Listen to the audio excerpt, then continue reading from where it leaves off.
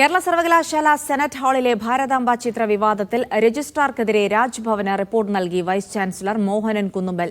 രജിസ്ട്രാറുടെ പെരുമാറ്റം അനുചിതമാണെന്നും സമഗ്ര അന്വേഷണം വേണമെന്നും മോഹനൻ കുന്നുമ്മൽ ഗവർണർക്ക് നൽകിയ റിപ്പോർട്ടിൽ പറയുന്നു. പരിപാടിയുടെ സംഘാടകരായ ശ്രീ പത്മനാഭ സേവാ സമിതിയുടെ പരാതി അതേ രൂപത്തിൽ ഉൾക്കൊള്ളിച്ചാണ് വിസിയുടെ റിപ്പോർട്ട്. ഭാരതാംബ വിഷയത്തിൽ സർക്കാർ ഗവർണർ പോര് തുടരുന്നതിന് ഇടെയാണ് വിവാദത്തിൽ കക്ഷി ചേർന്നുള്ള സർവകലാശാല വൈസ് ചാൻസലറുടെ റിപ്പോർട്ട്. സർവകലാശാലയുടെ ചാൻസലർ കൂടിയായ ഗവർണർ പങ്കെടുക്കുന്ന പരിപാടി തടസ്സപ്പെടുത്താൻ രജിസ്ട്രാർ കൂട്ടുനിന്നു എന്നതാണ് വൈസ് ചാൻസലറുടെ റിപ്പോർട്ടിലെ ആരോപണം. അടിസ്ഥാനരഹിതമായ ആരോപണങ്ങളുടെ പേരിലായിരുന്നു രജിസ്ട്രാറുടെ നടപടി. അനിൽകുമാർ ഉത്തരവാദിത്വ ബോധം കാട്ടിയില്ല. മതചിഹ്നം പ്രദർശിപ്പിച്ചതുകൊണ്ടാണ് പരിപാടി തടഞ്ഞതെന്നാണ് രജിസ്ട്രാർ പറഞ്ഞത്. എന്നാൽ എന്താണ് മതചിഹ്നമെന്നോ ഏത് മതത്തിന്റെ ചിഹ്നമെന്നോ വ്യക്തമാക്കാൻ രജിസ്ട്രാർക്ക് കഴിഞ്ഞിട്ടില്ല. ഗവർണർ വേദിയിലിരിക്കുമ്പോഴും ദേശീയ ഗാനം ആലപിക്കുമ്പോഴും ഹാളിനുള്ള അനുമതി റദ്ദാക്കിയ നടപടിയിൽ റിപ്പോർട്ടിൽ വൈസ് ചാൻസലർ ആശ്ചര്യം പ്രകടിപ്പിക്കുന്നു.